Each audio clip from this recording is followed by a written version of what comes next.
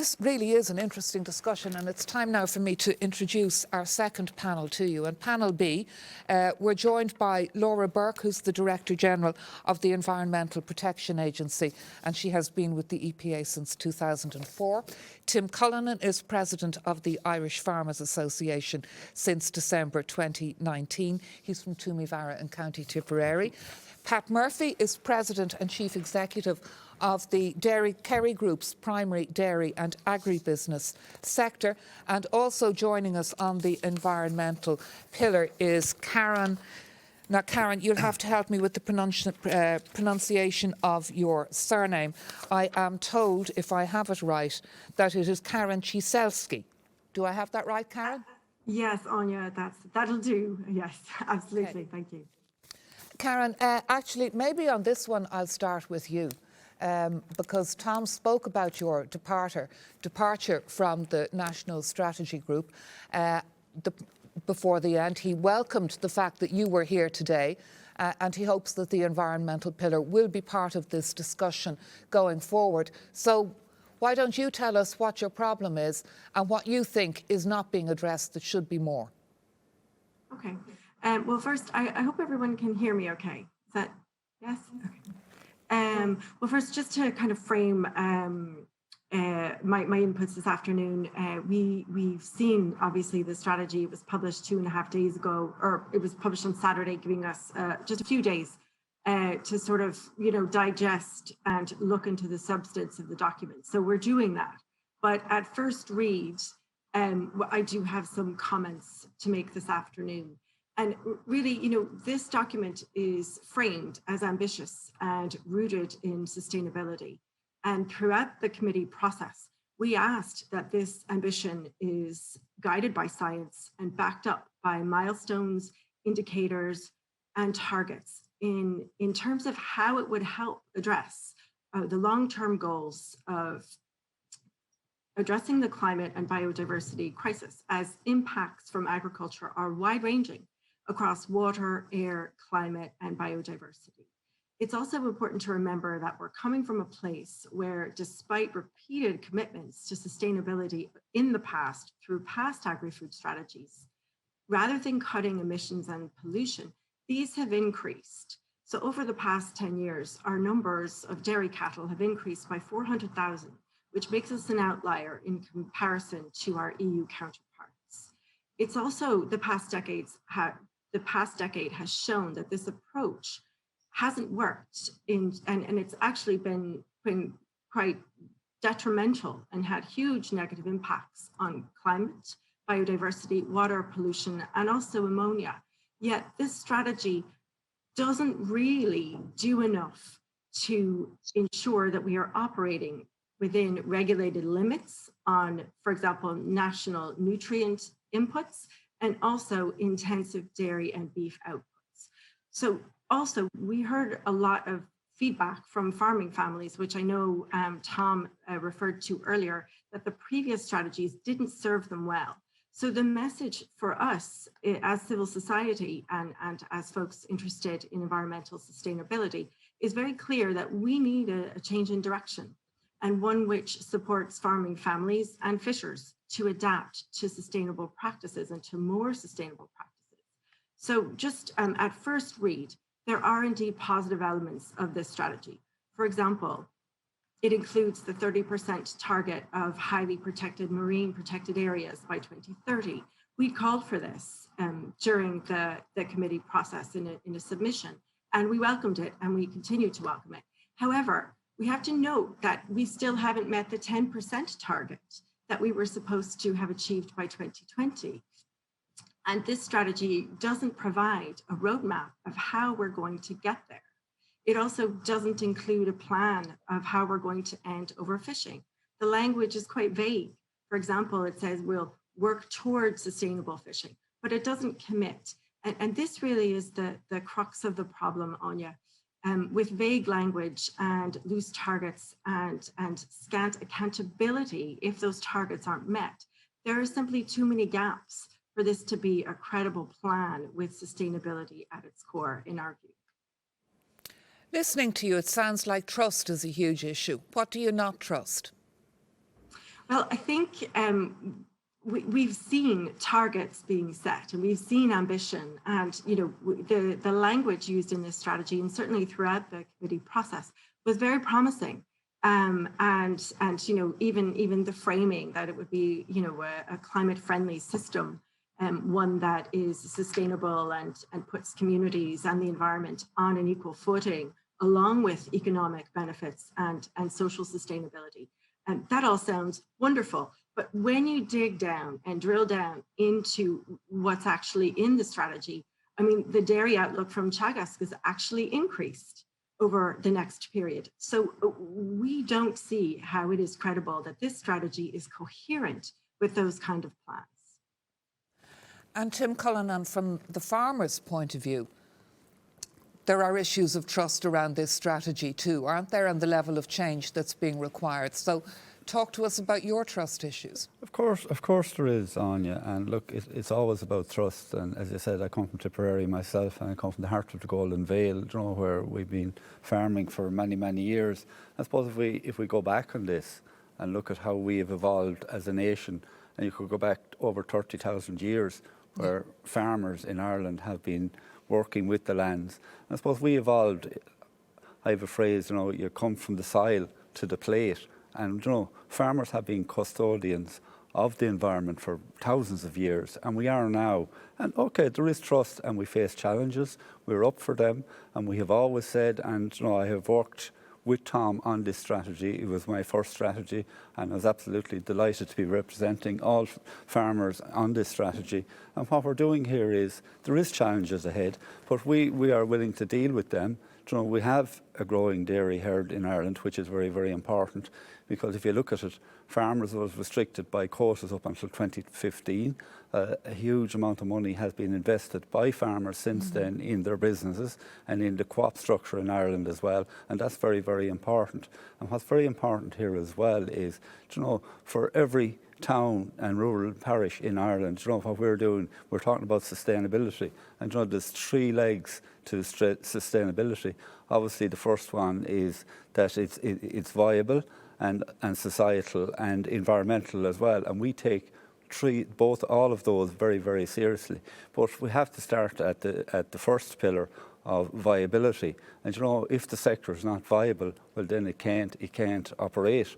And if we look at it, and we look across the food supply chain, and actually I think it was very, very important that all the stakeholders in the industry was around the table putting this strategy together. And what has happened here over a long number of years is the primary producer has been taking the least amount from that chain. We take about 18% of the margin overall. So that is a concern in itself. And there's a lot of ambition and trust here. And we're looking at elements of the Green Deal, farm to fork, biodiversity, which we are embracing. But there's a cost on this. There's a serious cost. And I will be saying to our government, and I think Tom knows where I'm coming from on this as well, we're up for the challenge, we're up for the trust, we're up for everything. But there has to be a financial gain here for farmers. And I think, Anya, coming from where we're coming from in the world, we've seen a pandemic, we've seen the effects of that. But what was critically important during all this pandemic was good, wholesome, nutritious food. And that's what we do, as I say, coming from the soil right up to the plate. Pandemic also showed us actually how quickly we can all pivot and do things that we'd never had imagined before. And as I say, the argument on the climate change front is we're going to have to do that on that scale as well in that area. Now, Pat Murphy, I want to talk to you about dairy.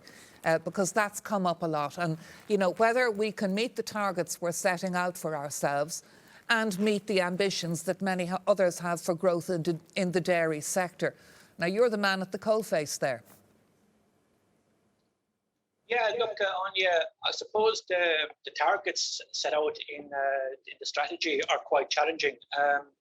But I think, as Tim said, I mean, the industry is up for the challenge.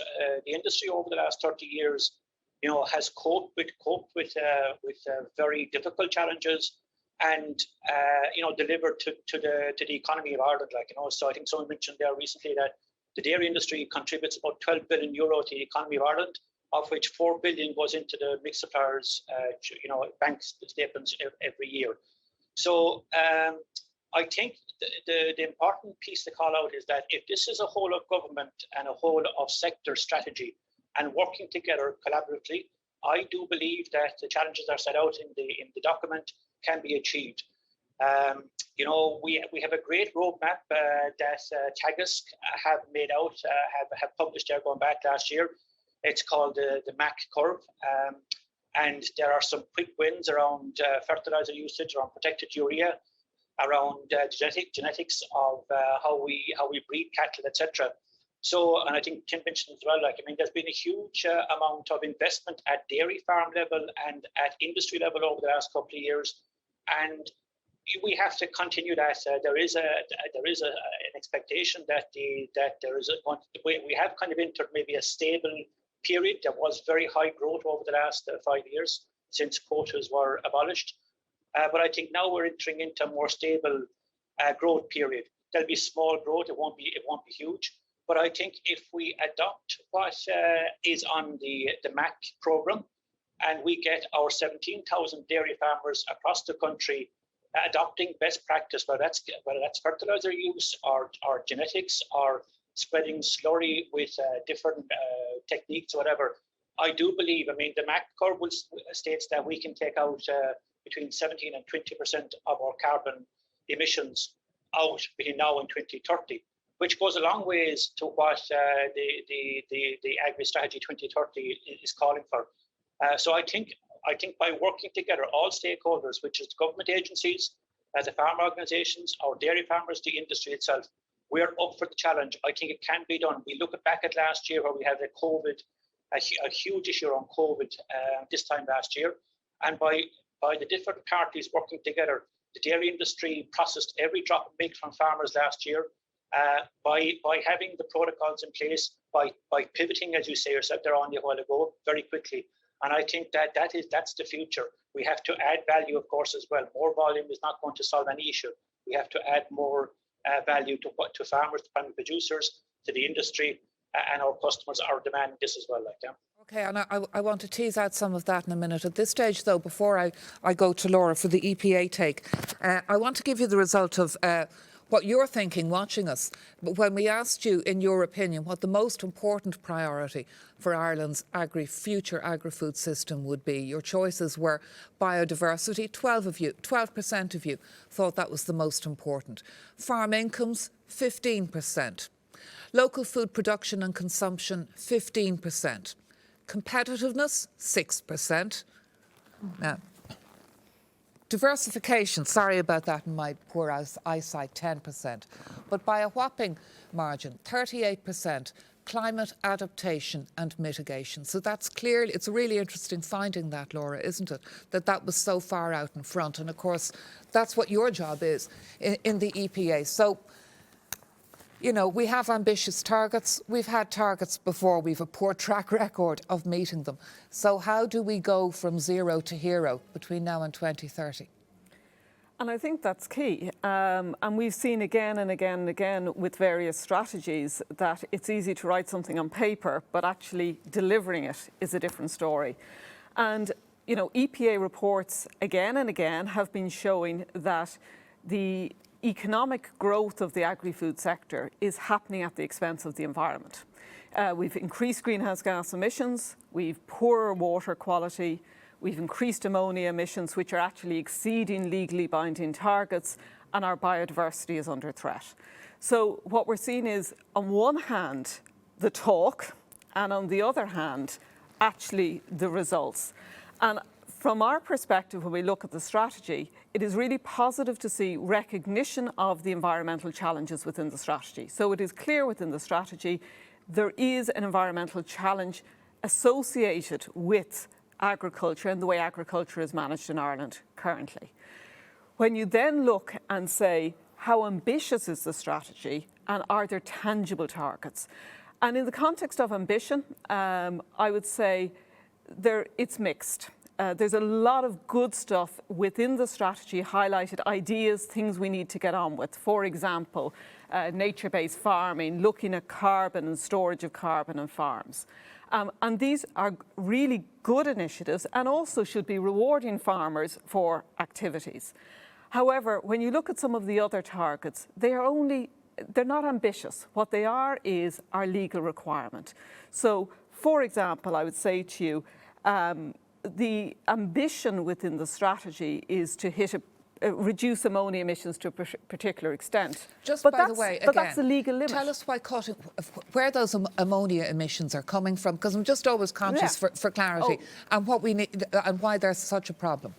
Well, 99% of the ammonia emissions come from agriculture, and they come from everything from cattle to pigs and poultry. So it is agriculture where the emissions are coming from. And at the moment, what it is a sheer volume issue. And the impact it has an impact on air quality, which we all breathe, and it has also an impact on nature as well. So that's my criticism of the strategy will be, it is not ambitious to aim to meet a legally binding target. With regard to greenhouse gas emissions then, which was really interesting to see that level of interest, there is a commitment to a 10% reduction in biogenic methane. And on the face of it, I would say that's good. That's methane from animals. Methane from animals, exactly, and it's cows. That's or cattle. I'm sure Tim would criticise my knowledge of the different animals, but cattle. So that's the issue, and there is a commitment to a reduction of methane. On the face of it, that's good, because actually greenhouse gas emissions from agriculture have been going up over the last number of years. So we need to get them down, but they're actually on the wrong trajectory. However, what we don't have in the strategy is what's the base year? So when are we starting that reduction from? Is it from 2018? Is it from 2020? So what we need within the strategy is clear, tangible targets that everybody knows then whether we are successful or not. Because there's been a lot of talk this afternoon, which I think is great. It's really ambitious, saying, we need to change the trajectory of agriculture in Ireland. It is an incredibly important sector for the country, but we need to change the trajectory. Mm-hmm. But then we need all to be clear on what are the targets. So then we can see, are we hitting them or not? Because there's talk also about the MAC curve and ambitions to change how we manage agriculture. But it can't just be about efficiency.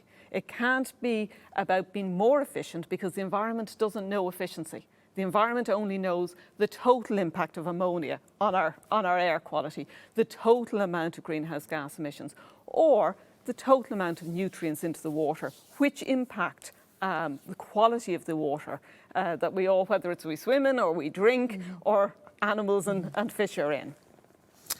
Karen, can I get you to address this dilemma of a young farm family in a part of the country that's ideally, like Tipperary, ideally suited to produce dairy? And when the quotas were lifted and there were opportunities for that family to do what all families want to do, improve their lot in life, and they expanded into dairy. And they have invested an awful lot in dairy, and they are very fearful of a future where they are being told that agriculture is the problem and dairy is one of the biggest parts of that problem. What do you say to that family?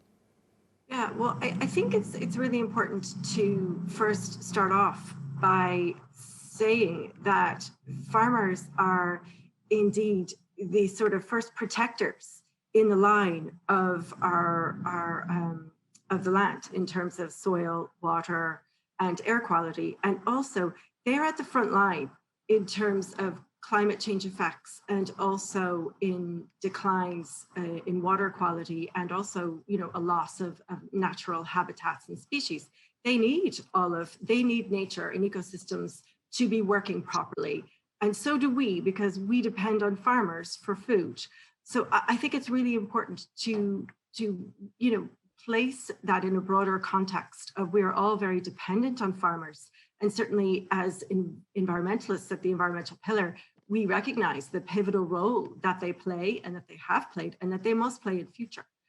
I think the main thing to really consider is that just, as we adapt to the climate and biodiversity crisis and emergency that we're facing, just transition principles and supports have to be put in place So I think what is unfortunate is sometimes we get into a blame game, where one sector of society is blamed more than another. And I don't think that's very helpful to discourse or to finding solutions. I think we all need to realize we have to solve this together. And we all will have a role to play, no more than any other sector, but we all have to move in the same direction.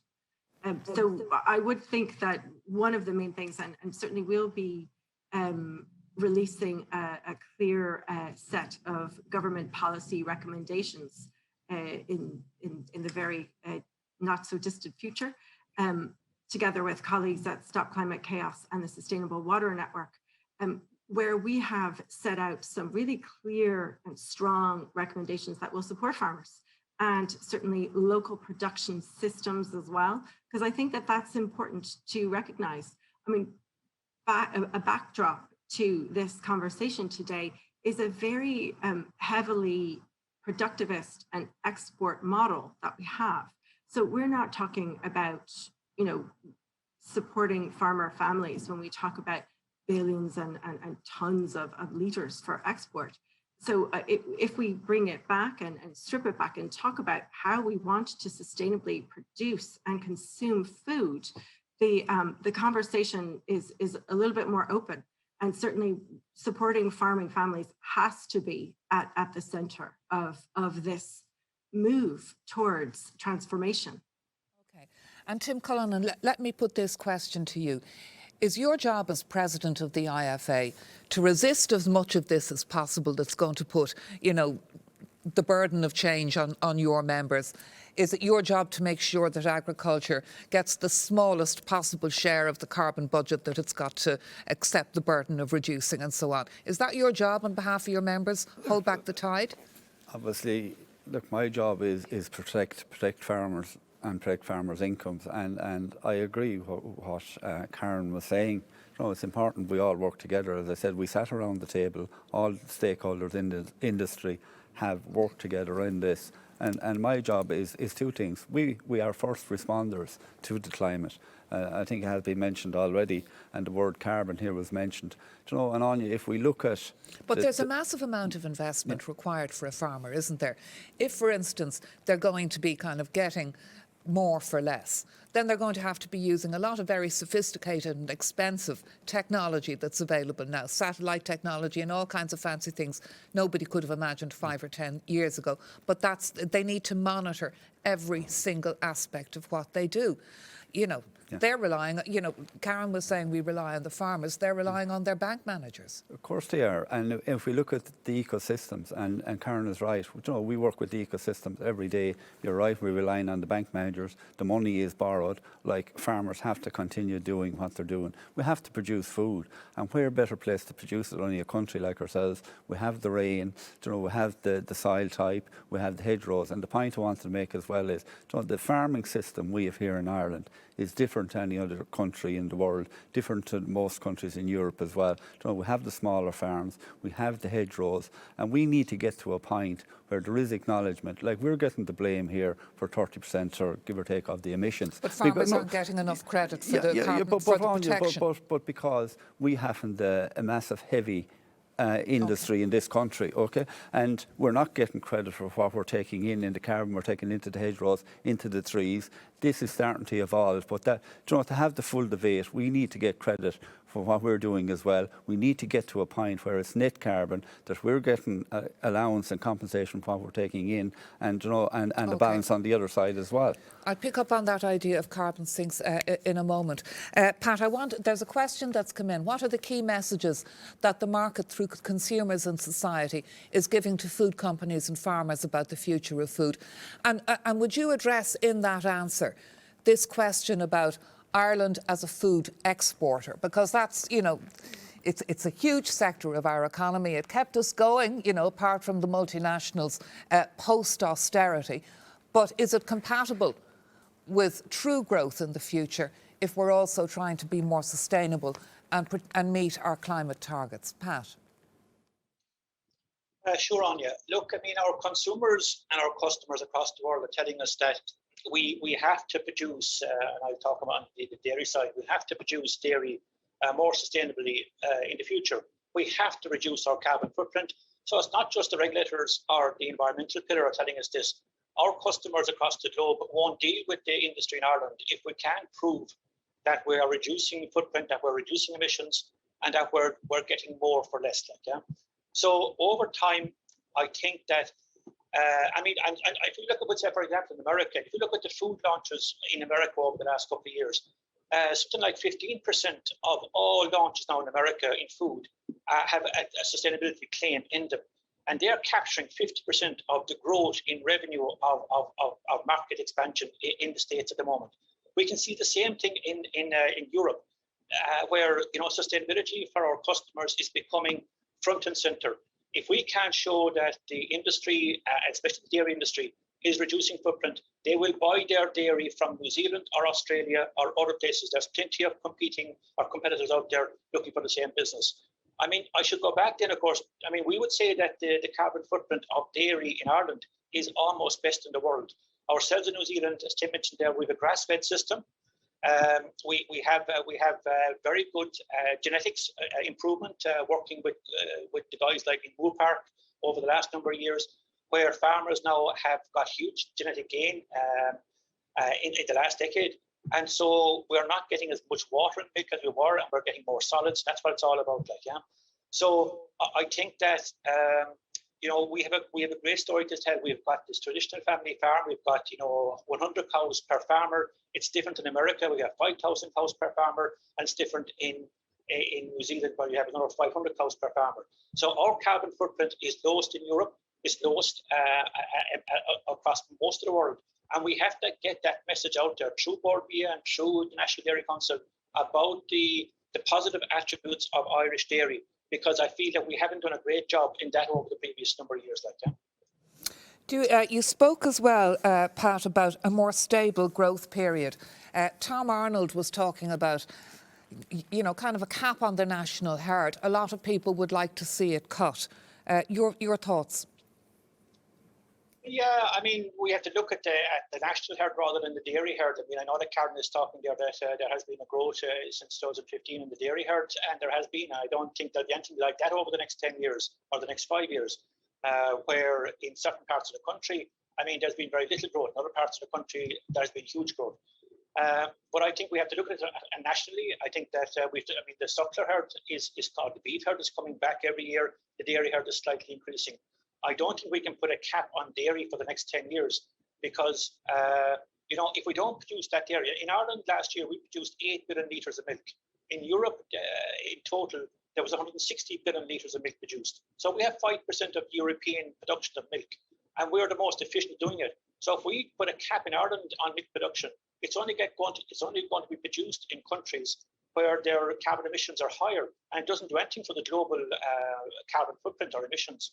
So I think we can talk about a cap in dairy. Certainly there will be a slowdown, and I respect Laura's point that emissions are going up, and we have to reverse that. Absolutely, water quality is deteriorating in certain parts of the country. We have to address that.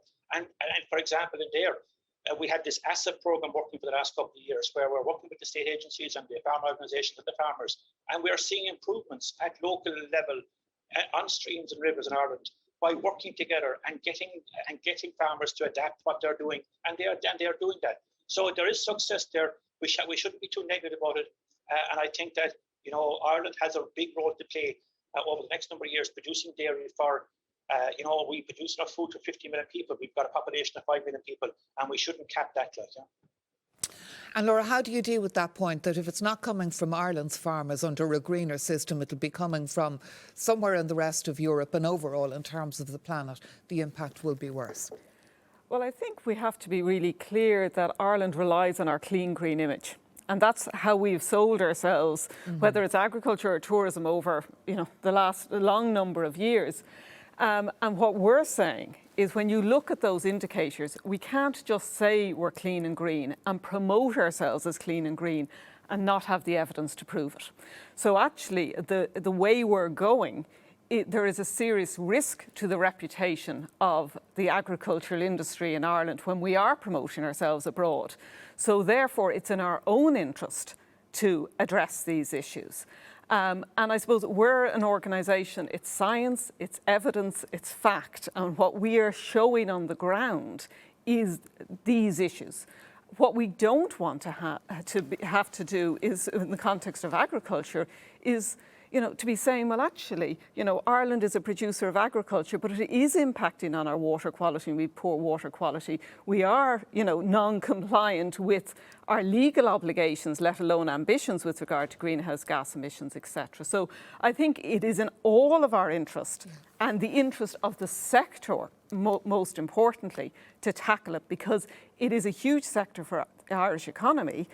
It's a hugely important sector. It is part of who we are. I live in the country. I have a forest behind me. I have a dairy farm in front of me. It is really part of where we are, but we have to protect that. And another question that's come in on slide, how we promote more organic production and consumption, considering we're behind the EU average. And maybe within that you'd build in what Tim was talking about, this idea of, carbon sink farming and new ways of farming where instead of damaging the environment, it's actually mitigating environmental damage.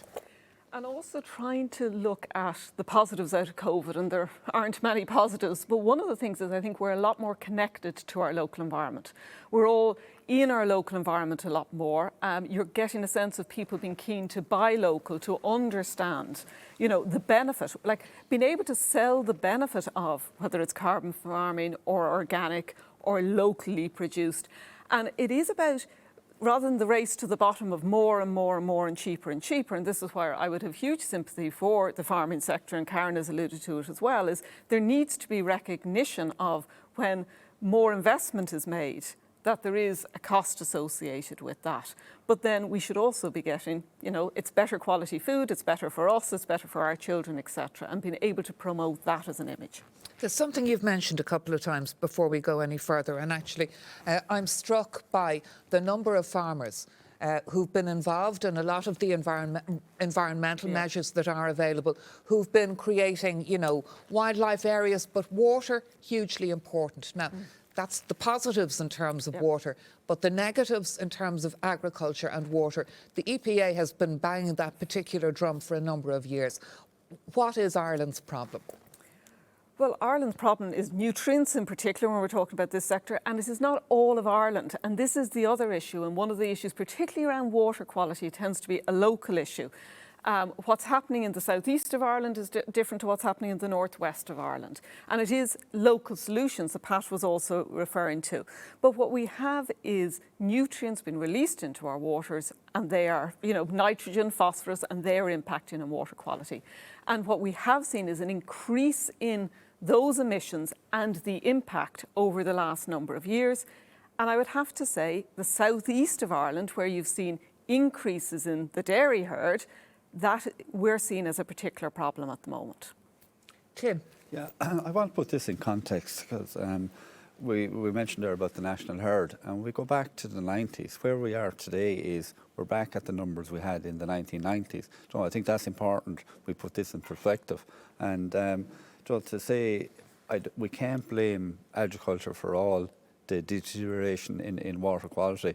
There's other aspects going on out there as well. All we have to do is look at our local authorities, and everybody needs to work here together. It comes back to all the actors in the chain. But you're not denying Laura's science, are you? I'm not denying the science, but we're working on science as well. And as we speak, the science is evolving. Looking at the makeup, the genetics of our cows, that we can breed, change the breeding systems, produce cows that produce less methane. We're looking at the diets, developing new diets that will be less methane emitted from the cows as well.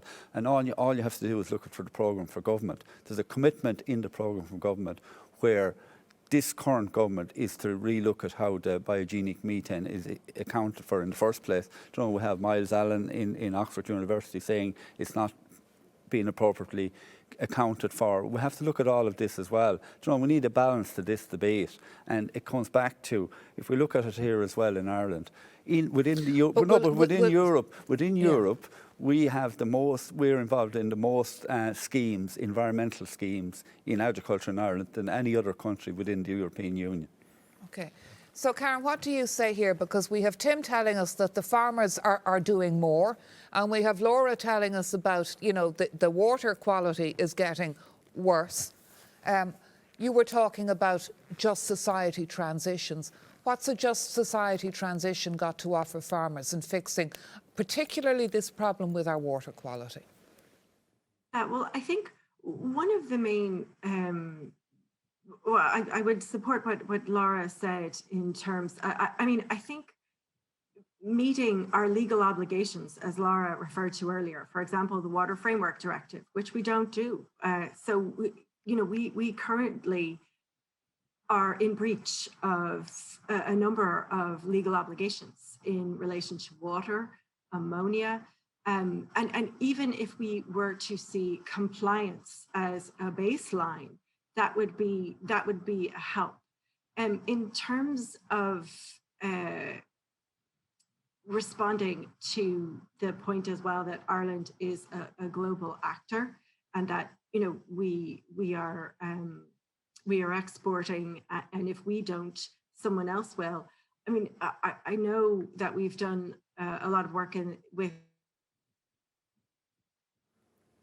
Oh, has there been a bit? Do we have in the no? We development have. sector. Sorry, there was a bit of a glitch there, Karen. Go on. Sorry. Oh, I'm so sorry. Can you hear me now? Yeah, we can. Okay, great. Sorry about that.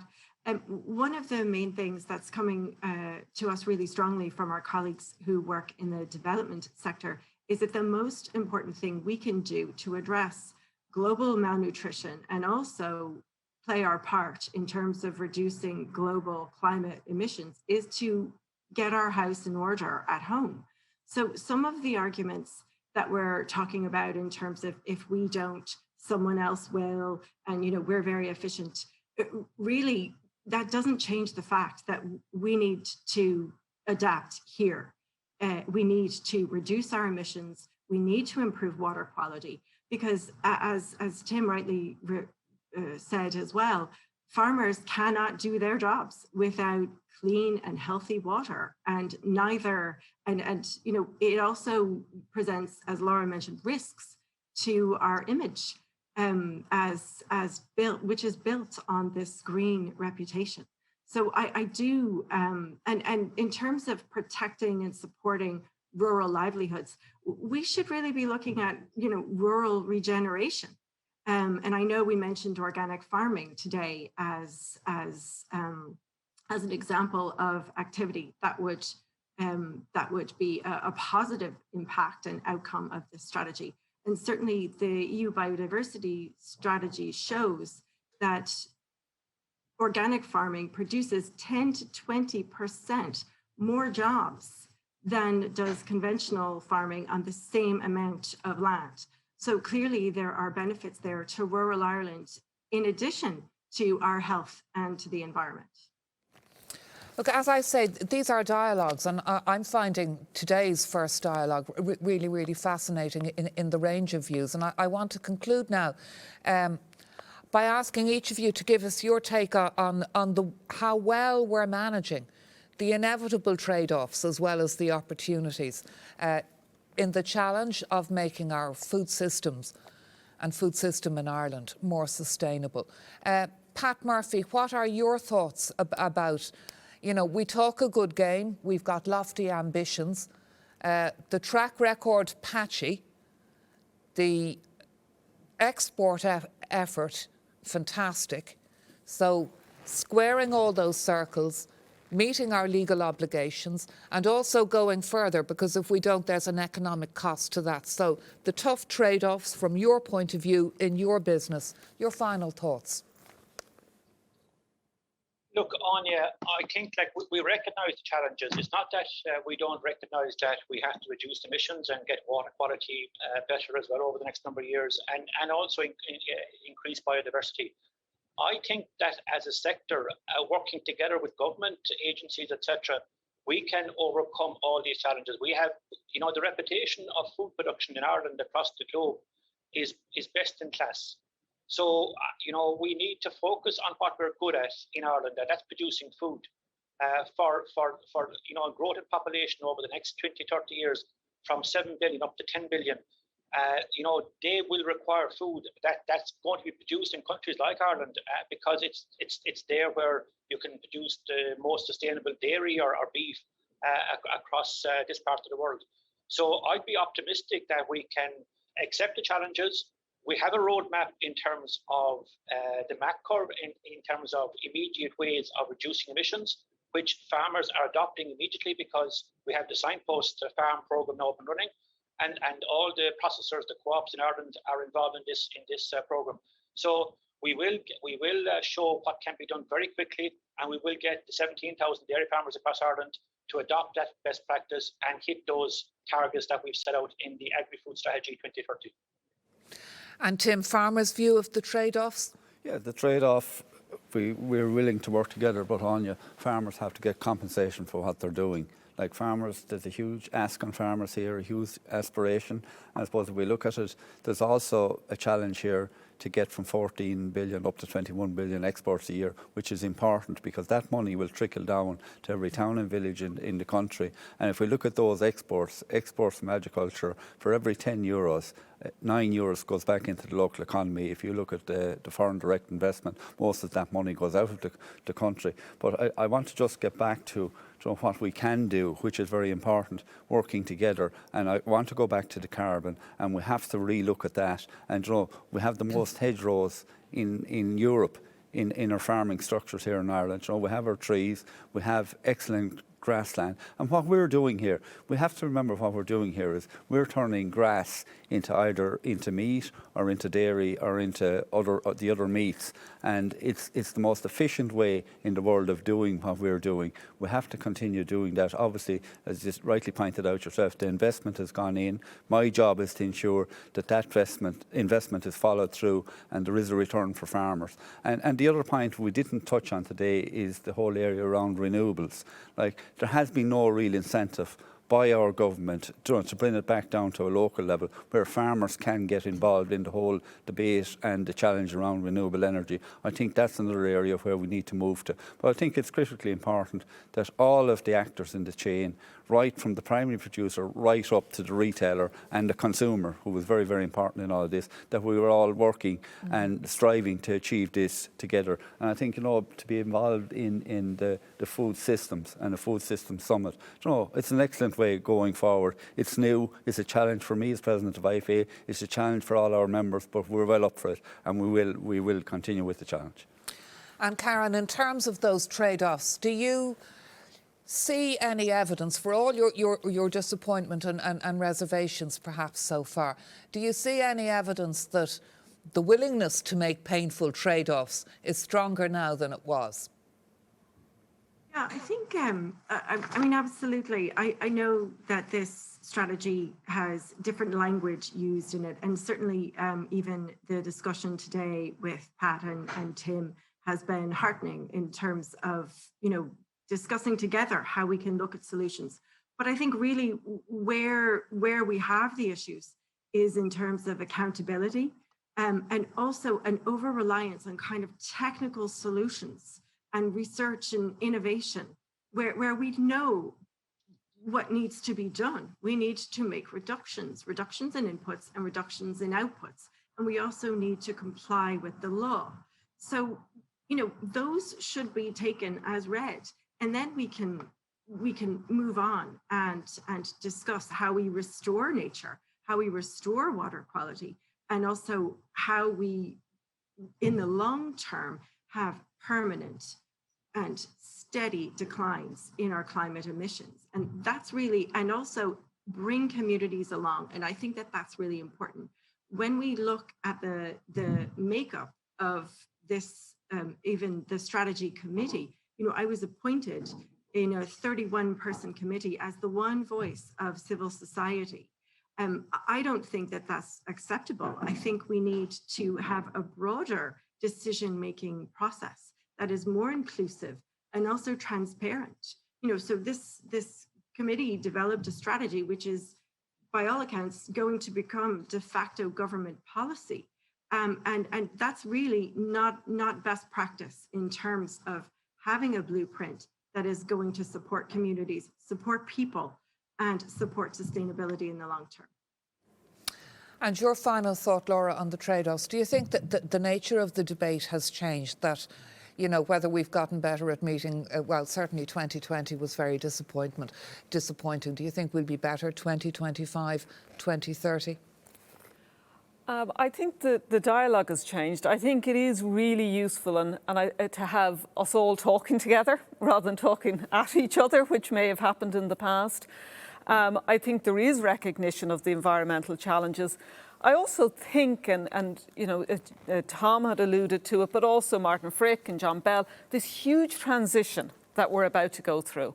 And I think of it as a huge opportunity. I'm trying to think of win-wins rather than trade-offs, because trade-offs tends to be such a negative concept, as winners and losers, whereas actually there is a real opportunity here to do things differently that will be of benefit for everybody in society. So as I said, I'd like to leave with the glass half full rather than the glass half empty. But yes, the narrative is changing, and I think that's a huge opportunity. Well, I'd like to thank you all very, very much indeed for sharing this conversation with us all today. It really has been a pleasure.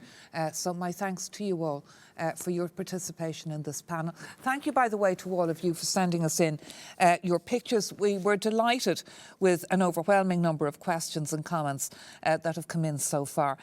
There isn't time to address all of them in this particular event, but as I say, they are going to be included in the formal feedback of Ireland's National Dialogue series to the UN Food Systems Summit,